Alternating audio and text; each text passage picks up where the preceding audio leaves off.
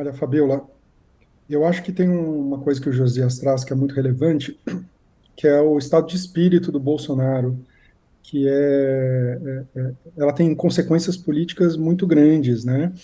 Para você atravessar um período conturbado como esse, um líder político ele precisa ter muita resiliência, muita fortaleza, né? Se a gente lembrar o que aconteceu com o ex-presidente Lula, né, e a maneira como o ex-presidente Lula atravessou a sua própria prisão e as adversidades, é, é, o impeachment da ex-presidente Dilma, depois sua prisão, e durante todo aquele período ele se manteve sereno, ele se manteve firme, ele projetou uma imagem de segurança na sua inocência, ele transmitiu essa imagem de inocente, de alguém que confiava que a justiça seria reparada, e ele conseguiu mobilizar a sua base, não é, de uma maneira permanente. De fato, foi um feito político enorme, ele conseguir reverter na justiça, reverter o entendimento na opinião pública sobre ele, ganhar depois as eleições no ano passado, né? O que o Bolsonaro precisaria fazer é exatamente a mesma coisa, manter uma serenidade de espírito, uma tranquilidade, assegurar, dar uma espécie de transmitir um sentimento de fortaleza, de convicção, de inocência para os seus apoiadores, e ele não tem feito nada disso, ele tem mostrado muita fraqueza, muito abatimento, né? E essa dimensão psicológica do Bolsonaro, ela tem grandes repercussões políticas, né? Ele não parece muito capaz de transmitir essa imagem que ele precisaria transmitir e de criar um sentimento a partir dessa imagem de mobilização em sua defesa que será necessário para ele atravessar um período aí de prisão que me parece certo, né? O Mauro Cid uma delação premiada e ele para você fazer uma delação premiada e sair da cadeia, você entregou alguém em cima. Quem estava em cima dele é o Bolsonaro, né?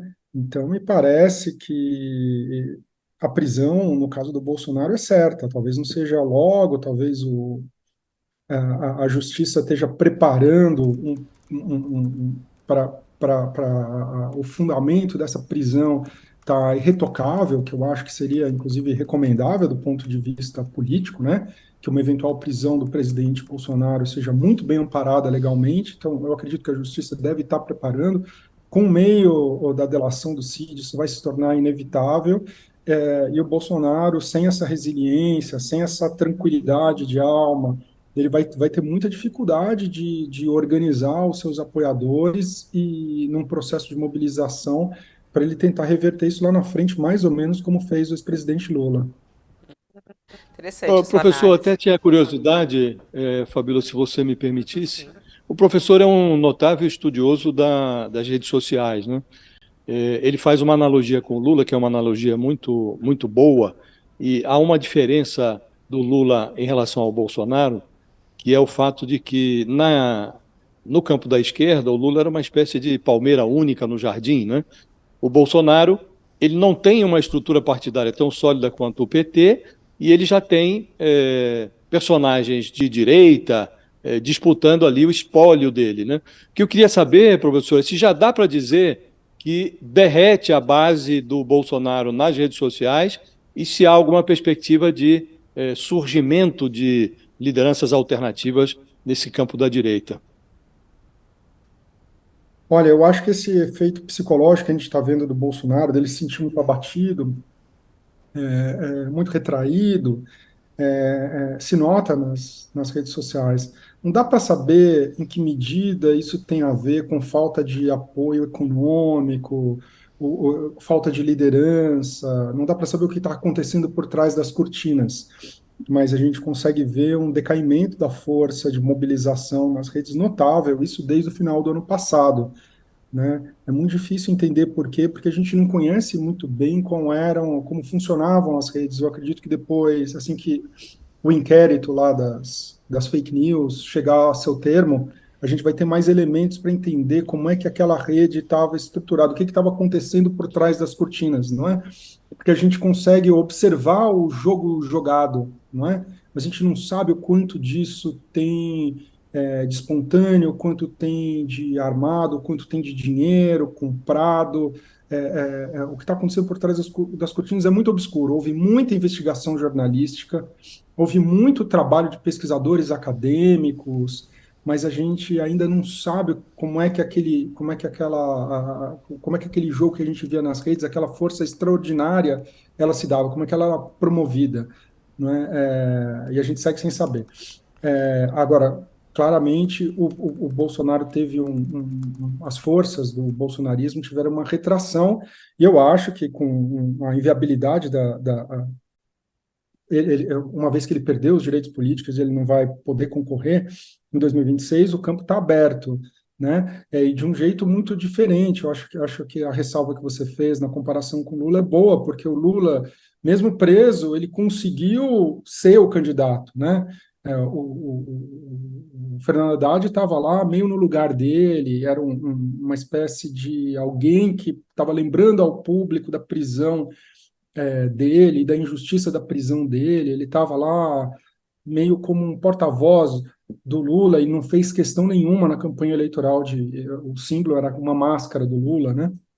Eu acho que o Bolsonaro não vai ter força, nem moral, nem política para reproduzir isso, embora do ponto de vista estratégico era mais ou menos disso que ele precisava para atravessar a tamanha adversidade, mas eu não creio que ele vai ter essa força, nem psicológica, nem a força política, né?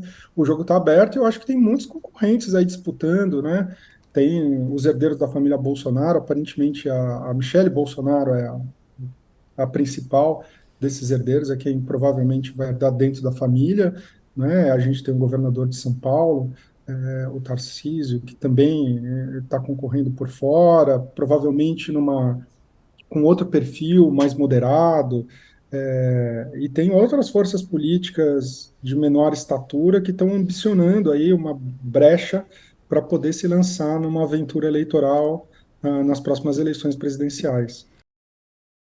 As contrariedades, elas costumam despertar no Bolsonaro rompante de raiva, né?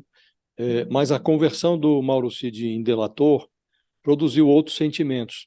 Em privado, o Bolsonaro se diz decepcionado com o seu ex-braço direito, ele não contava com essa deserção, e assim ele se refere à delação do Mauro Cid. Ele se revela também inquieto com o teor das revelações do Mauro Cid, as que já foram feitas e seduziram a Polícia Federal, e, sobretudo, as que terão que ser feitas ainda para garantir os prêmios judiciais a que o, o coronel Mauro Cid se candidata, né? Mas o que mais espantou os aliados do Bolsonaro, Fabíola, não foi nem a decepção dele, nem a inquietação com o que está por vir. O que mais surpreendeu foi o desânimo do Bolsonaro. Um integrante aí da cúpula do PL avaliou que o Bolsonaro está exibindo agora, reservadamente, ali nas conversas reservadas, um abatimento comparável ao que ele apresentava nos dias que se seguiram à derrota para o Lula no ano passado. E esse personagem compartilhou com os seus correligionários do PL o receio de que o Bolsonaro, que se pretendia que funcionasse aí como um cabo eleitoral de luxo, que ele acabe decidindo submergir. Vai haver nos próximos dias uma imersão que é incontornável, porque o Bolsonaro, como nós noticiamos aí, está sendo submetido nessa terça-feira a 3 intervenções cirúrgicas, né? Uma para evitar obstrução das alças intestinais, uma outra para eliminar uma hérnia de hiato e uma terceira intervenção cirúrgica para corrigir um desvio de septo. Então, agora, o Bolsonaro foi à mesa de cirurgia sem saber o que o Mauro Cid ofereceu como isca para seduzir a Polícia Federal para o acordo de delação. O ministro do Supremo Tribunal Federal, Alexandre de Moraes, ele indeferiu o pedido dos advogados para que o Bolsonaro, agora delatado, tenha acesso ao depoimento mais recente do seu delator. E, em meio ao breu, o PL está encomendando pesquisas para aferir os danos parciais, eventuais danos parciais, impostos aí por essa nova conjuntura, a imagem do Bolsonaro, e fazem isso, encomendam essas pesquisas antes de conhecer a profundidade do buraco em que o Mauro Cid ameaça enfiar o ex-chefe. Esse é o quadro, Fabiola. Como é que o senhor vê essa questão dos militares nessa delação de Mauro Cid? Olha, Fabiola, a coisa que mais me preocupa nisso tudo é a gente acompanhar como as Forças Armadas vão lidar com o fato de oficiais de alta patente, nós estamos falando de dois generais, tem o pai do Mauro Cid, que também é um general que também estava envolvido no caso da Joyce, como é que os militares vão lidar com oficiais de alta patente estando implicados nos crimes aí que estão sendo apurados pela justiça, né? A fraude nos cartões, as joias e o 8 de janeiro. A expectativa, a boa expectativa, seria que as forças militares, em particular o Exército, elas saibam separar, né, os militares, principalmente porque não são da ativa, né, eles são militares da reserva, que permita que eles sejam julgados, que eles sejam processados pela Justiça Civil e, e eles recebam com, digamos assim, com tranquilidade institucional, e eles não entrem num jogo corporativo de defender os seus e reivindicar um tratamento especial da justiça, ou que sugere qualquer tipo de inquietação nos quartéis, né? Essa seria até uma maneira da gente superar esse episódio Bolsonaro, né? A participação dos militares na política brasileira é muito conturbada, né? A gente veio de uma ditadura militar, a participação de militares era vista com muito, muito receio. Então, tem outros países que não passaram por ditaduras militares, onde os militares eventualmente têm uma pequena participação política nas áreas da sua competência, defesa, segurança, logística. No Brasil, isso não era muito bem-vindo, isso trazia memórias ruins do autoritarismo. Os militares embarcaram num governo complicado, muito radical, que tensionou a democracia brasileira, e agora entraram de um jeito ruim, voltaram para a política de um jeito muito ruim. E a maneira como eles vão lidar com a apuração dos crimes que aconteceram no governo Bolsonaro é muito importante. O ideal seria que eles soubessem separar, né, entregar as pessoas que cometeram crimes e deixar eles serem processados pela justiça comum com normalidade, com tranquilidade, sem agitação, sem defesa corporativa. Se a gente conseguir isso, talvez a gente possa reincorporar os militares dentro da ordem democrática de uma maneira mais equilibrada, não é, que não seja tensionando a democracia, mas também não seja deixando eles de lado, porque eles eventualmente podem ter um papel, porque eles têm, não os militares da ativa, né, os militares da reserva, uma vez que eles saem, eles têm competência, experiência profissional que eventualmente cabe nos governos, desde que essas coisas não se misturem. Uhum. A Polícia Federal cumpre hoje busca e apreensão, os militares que integram o Gabinete da Intervenção Federal no Rio de Janeiro, né, em 2018, e empresários são alvo dessa operação, Operação Perfídia, que é deflagrada pela Polícia Federal para investigar supostas fraudes na verba do programa que custou 1 bilhão e 200 milhões de reais. O general Walter Souza Braga Neto foi nomeado interventor na época e, por isso, ele é investigado também nisso, né? A gente não sabe exatamente se ele foi alvo de busca e apreensão hoje, até agora não tem essa informação. Segundo aqui o portal G1, o sigilo telefônico dele teria sido quebrado pela justiça e sim alvo dessa operação, segundo o portal aqui G1. A Carla Araújo traz a informação aqui já na sua coluna. Ela já conversou com pessoas próximas a Braga Neto, e Braga Neto disse que, abre aspas, vê jogo político nessa operação da PF hoje. Olha aqui a coluna da Mônica, da Carla Araújo, falando que as pessoas próximas a Braga Neto avaliam que isso é um jogo político. A polícia está investigando irregularidades na compra de coletes à prova de bala, coletes balísticos, para a intervenção federal que aconteceu no Rio de Janeiro. O general da reserva, que foi candidato a vice na chapa de Bolsonaro, tem sido apontado, inclusive como uma alternativa para concorrer à Prefeitura do Rio de Janeiro no ano que vem.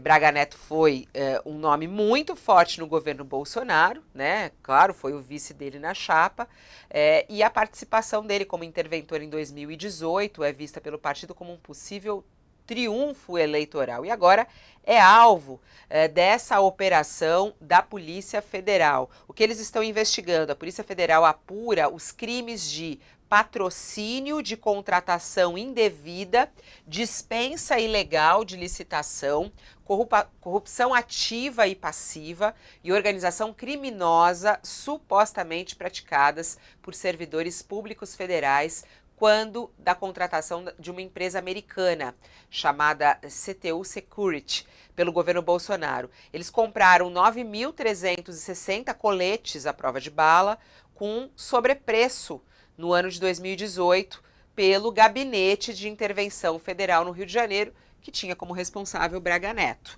Os coletes não teriam sido recebidos. Segundo esses integrantes do gabinete de intervenção, os coletes não teriam sido recebidos. O próprio gabinete cancelou a licitação porque existiam irregularidades no processo.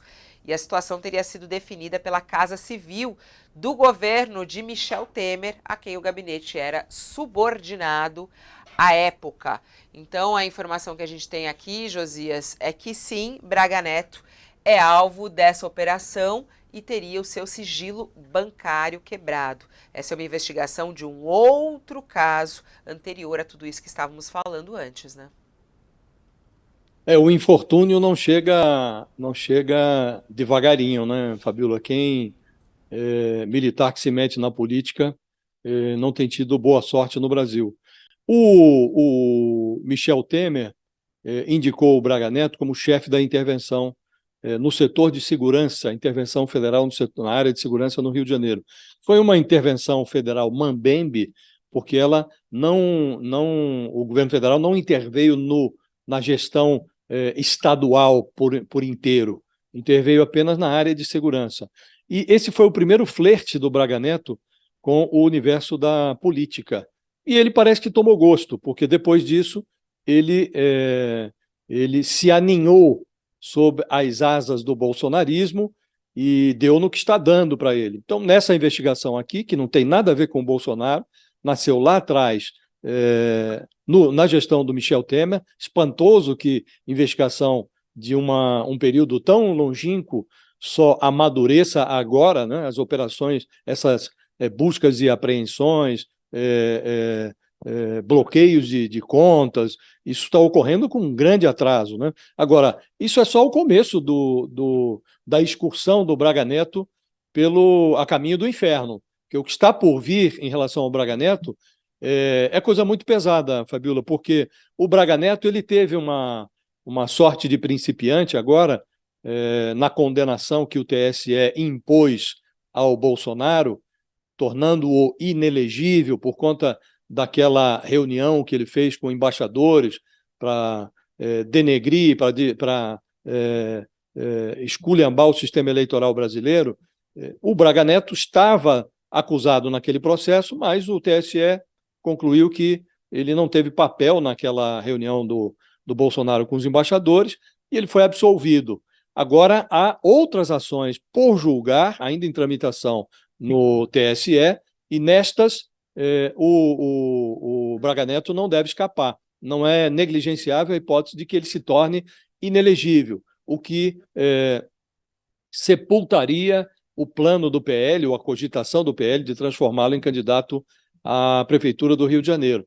Agora, afora isso, há, como mencionamos há pouco, a delação do Mauro Cid. O que se espera é que o Mauro Cid mencione o nome do Braga Neto entre os generais que constarão da sua delação e dê detalhes sobre a participação do general. Eu me lembro aqui, Fabíola, daquele período em que o Bolsonaro estava recluso no Alvorada depois de ser derrotado pelo Lula, fervilhavam os acampamentos na porta dos quartéis e o Braga Neto substituía o Bolsonaro nas aparições no cercadinho do Alvorada. E numa dessas aparições, ele instou uma devota do Bolsonaro, que havia descido do QG de Brasília para a porta do Alvorada para ouvir o Bolsonaro, e ouviu do Braga Neto apelos para que ela se mantivesse, e a bolsonarista chegou a dizer, estamos lá enfrentando chuva e tal, e o Braga Neto estimulou, não, permaneçam lá, porque não posso dizer, mas algo vai acontecer. Então ele participou desse ambiente que insuflou o 8 de janeiro. Isso tudo precisa ser esclarecido agora, Fabíola. Então, a perspectiva para o Braga Neto não é o viçareira, não. Ele deve ter mais problemas com a Polícia Federal, além desses que está enfrentando hoje. Oi, Josias, só trazendo um pouco mais de detalhes dessa operação que está em andamento. Hoje são 16 mandados de busca e apreensão cumpridos no Rio de Janeiro, Minas Gerais, São Paulo e Distrito Federal. Falamos aqui que o general Walter Braga Neto, que na época era interventor, porque a investigação aí, a compra de coletes balísticos, que ele teria o sigilo bancário, eu acho que eu falei aqui bancário em algum momento quebrado, foi esse sigilo telefônico quebrado do Walter Braga Neto. Só corrigindo essa informação importante que demos há pouco, então foi o sigilo telefônico quebrado de Braga Neto nessa operação da Polícia Federal. Na época ele estava à frente do Comando Militar do Leste, na época do governo Michel Temer, como você lembra bem. Ele foi candidato a vice, na sequência foi candidato a vice, né? Mas essa é a época em que ele estava como interventor lá no Rio de Janeiro e é o alvo dessa operação. A gente segue acompanhando, são 16 mandados de busca e apreensão, a gente segue acompanhando e traz mais detalhes daqui para frente. Mas é importante dizer que já tem essa reação, ele dizendo que isso é um jogo político, né, que essa operação faz parte de um jogo político e ainda tem a ver com a disputa lá no Rio de Janeiro, né, as pretensões políticas de Braga Neto que seguem depois que ele foi candidato a vice. Então havia uma expectativa de que ele pudesse ser candidato à prefeitura no ano que vem no Rio de Janeiro. Segundo a apuração da Carla Araújo, ele disse que essa operação tem a ver aí com essa disputa no Rio de Janeiro e é um jogo político.